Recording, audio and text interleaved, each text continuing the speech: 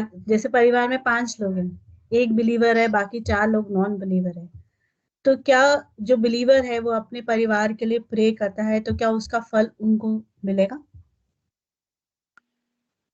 बेटे, आज मैं दिन को भी एक बच्चे से बात कर रहा था। जो हदायत है ना, हदायत, यानी कि किसके दिल पे हदायत उतरेगी और किसके दिल पे हदायत नहीं उतरेगी। हदायत के लिए दो चीजें जो है ना वो जरूरी है। और इस हदायत के विषय में बड़े बड़े स्कॉलर, बड़े बड़े पढ़े लिखे, बड़े बड़े लिटरेरी पर्सन भी यहाँ आके कंफ्यूज हो जाते हैं, धोखा खा जाते हैं। इवन मैंने एक बहुत बड़ी पर्सनैलिटी, बहुत बड़ी लिटरेरी पर्सनैलिटी, इतनी बड़ी पर्सनैलिटी के शायद उनके करोड़ों के हिसाब से फॉलोअर हो, इतनी बड़ी पर्सनैलिटी ये कह रही है कि जी मैं जो रब की हिकमत और रब की जो मर्जी है ना, इसके बारे में सोच सोच के मेरी हड्डियां पिघल गई। इतना मुझे इस चीज पे विचार करना पड़ा है या सोचना पड़ा है। ये मामलात ऐसे हैं। रब जिस तरह से रब ने इंसान को जब बनाया है ना, तो इंसान को फरिश्तों से एक चीज एक्स्ट्रा दी है। वो क्या? कि इंसान के पास पावर ऑफ चॉइस है, इंसान के पास अथॉरिटी है, इख्तियार है। इंसान चाहे तो वो रब का आदेश माने, तो चाहे तो ना माने। फरिश्ते के पास, एंजल के पास इनकार की गुंजाइश नहीं है। जितने भी एंजल रब ने बना रखे हैं, जो भी आसमानों पे बैठे हैं, तादाद का तो किसी को पता ही को नहीं है ना कि वो खरबों में है या कितनी उनकी तादाद है, ये तो पता ही नहीं। और दिन रात पैदा भी हो रहे हैं, पता नहीं कितने पैदा हो चुके हैं, कितने होने हैं और कितने हो रहे हैं। सारे के सारे एंजल जो हैं वो पावर ऑफ चॉइस लेस हैं, उनके पास कोई पावर ऑफ चॉइस नहीं है। जो उनको आदेश मिल गया है ना, वो उसी आदेश को हमेशा हमेशा के लिए फॉलो करेंगे।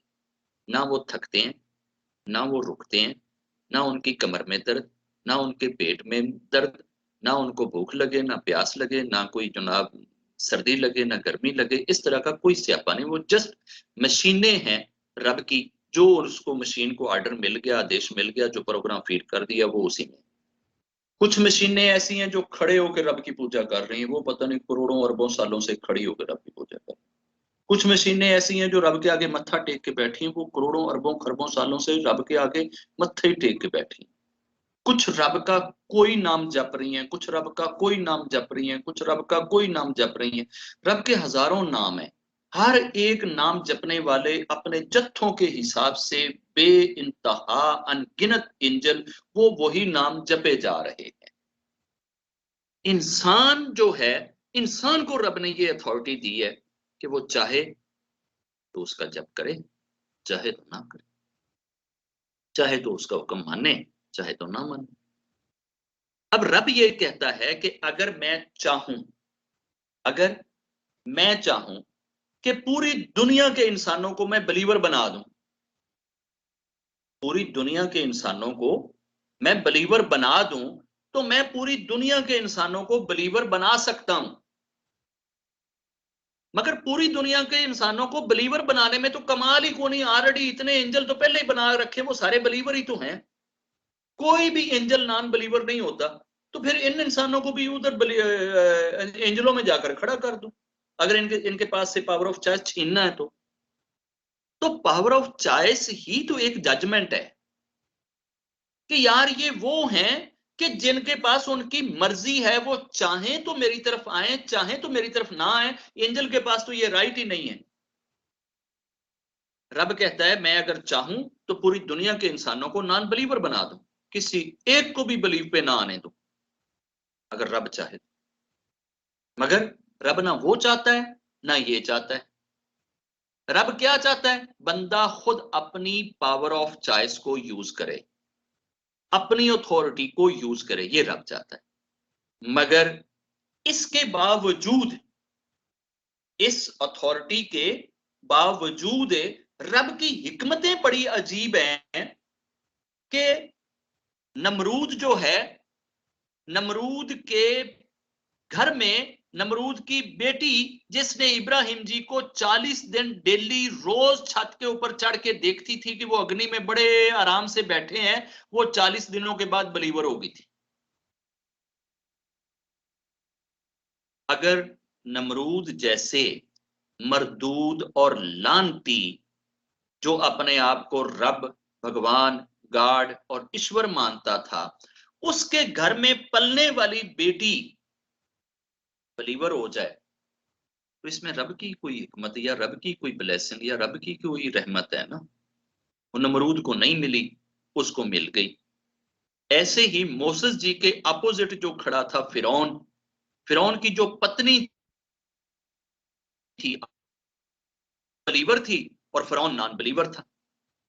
फिरौन अपनी पत्नी के ऊपर चारपाई लगाता था, हाथ ऐसे पीछे कर देता था, हाथों के ऊपर चारपाई के पाए रखता था और उनके पांव के ऊपर पाए रखता था। पूरी रात चारपाई के नीचे बीवी जो है वो कल्पती तड़पती रहती थी और खुद उस चारपाई के ऊपर सोता था। तो फिरौन का कद, हाइट, वजन बहुत ज्यादा था।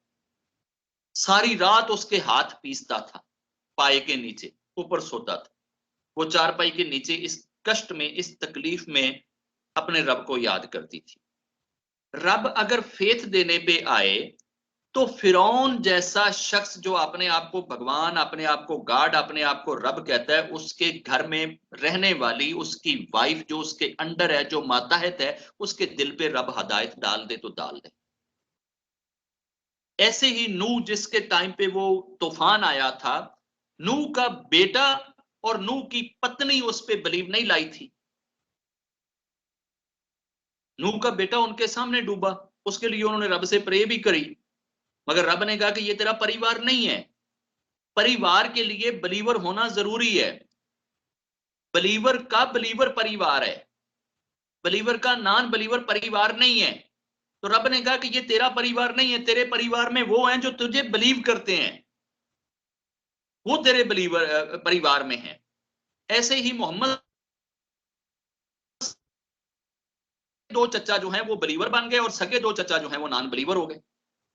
एक वो अबू तालिब थे, I think if I am not wrong. एक अमीर हमजा थे।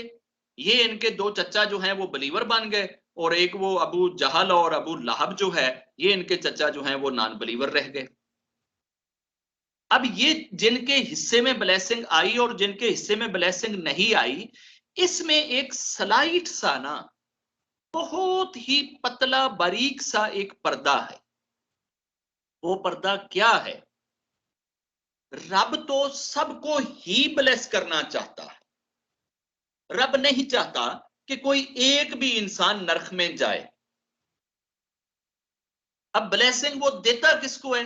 जिसका दिल उस ब्लेसिंग के लिए कल्पे, तड़पे, जो प्रे करे, जो रब से मांगे, जो रब से रिक्वेस्ट करे। जिस इंसान ने भी किसी भी शक्ल में अपने रब से, उस रब की रहमत की दुआ करी, रब की हिकमत की दुआ करी, रब से हदायत की दुआ करी, रब उसे कभी बेहदायत नहीं मारेगा।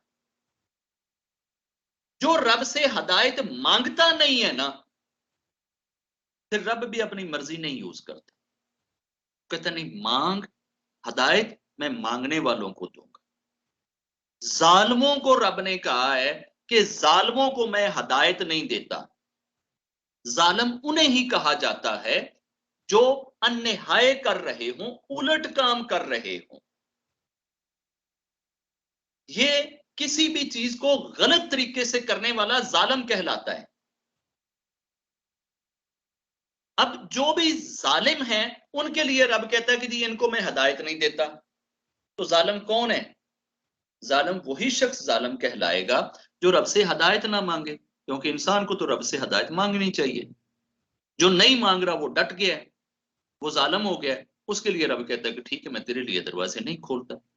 तो इस पृथ्वी के ऊपर जिसने भी हदायत मांगी, रब उसे हदायत देता है। जो खुद नहीं ना, जब तक हदायत मांगता, हदायत की तरफ रहता, रब की अक्सर हिकमत में वो महरूम रह जाते हैं।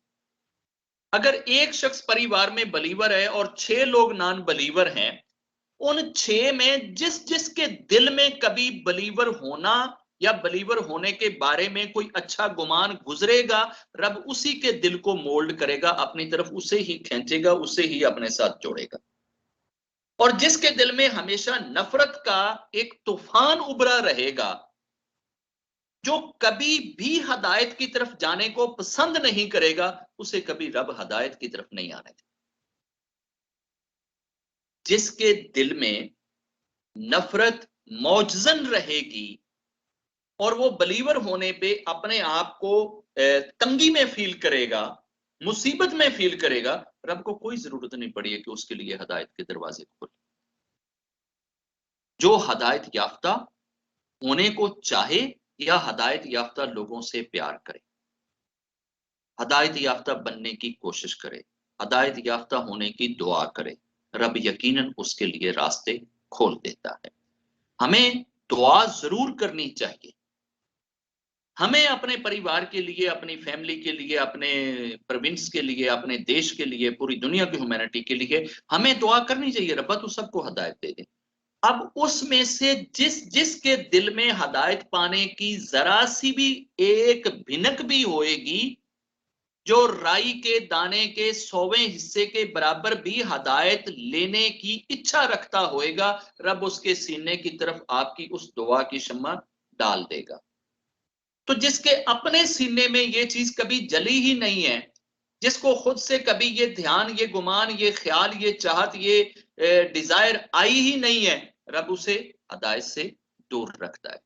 तो हदायत के लिए, हदायत का तालब होना, हदायत के लिए रिक्वेस्ट करना रब के दरबार में, हदायत मांगना जरूरी है। रब अपने आप से खुद से हदायत नहीं देता, क्योंकि उसने खुद से अगर ये चीज बांटी तो फिर तो उसने एंजल बना दिया ना, फिर उसने इंसान तो ना बनाया ना, फिर तो वो एंजल हो गया, क्योंकि वो एंजल सारे रब ने खुद से बिलीवर बनाए हैं ना। एंजल तो नॉन बिलीवर हो ही नहीं सकता। तो अगर वो इंसान को भी खुद से बिलीवर बना देगा तो फिर तो उसने एक एंजल ही और बना दिया ना, फिर उसने इंसान तो ना गढ़ा ना।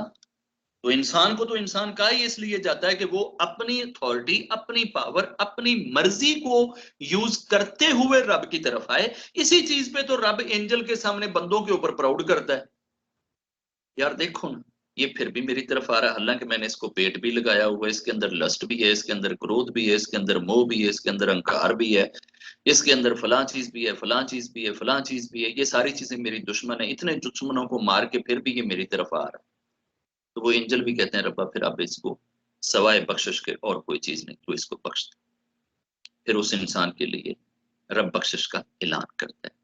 तो हमें अपने परिवार के लिए या अपनी फैमिली के लिए हदायत जरूर मांगते रहना चाहिए, मगर मिलेगी उसको जिसने अपने दिल के अंदर कहीं ना कहीं सुई की एक नोक जितनी भी चमक जगाई हो हदायत के पाने की।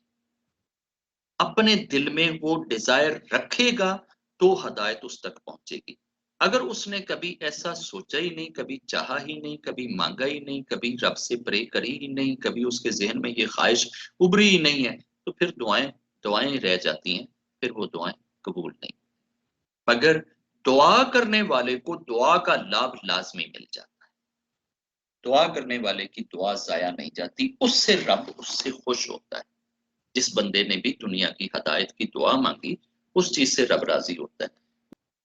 तो हमें अपने परिवार के ऊपर भी जबरदस्ती इंपोज नहीं करनी, ये चीजें उनके सामने रखनी है, प्यार से रखनी है, अच्छी प्रेजेंटेशन से रखें, अच्छे तरीके से रखें, लॉजिक के साथ रखें, दलील के साथ रखें, आर्ग्यू करके रखें, ये रखना जायज है। नाराज होना जायज है। आप अपने बहन भाइयों से, बीवी बच्चों से बात आपकी नहीं सुन रहे, नहीं मान रहे, आप नाराज हो सकते हैं। आप उनको जबरदस्ती नहीं कह सकते कि जनाब जब तक आप ये मानेंगे नहीं तब तक मैं तो आपको माफ नहीं करूंगी, तो मैं तो आपके साथ बोलूंगी नहीं, तो मैं तो ऐसे नहीं, तो मैं तो ऐसे नहीं, ये चीज। जय। जी मेरे बच्चों।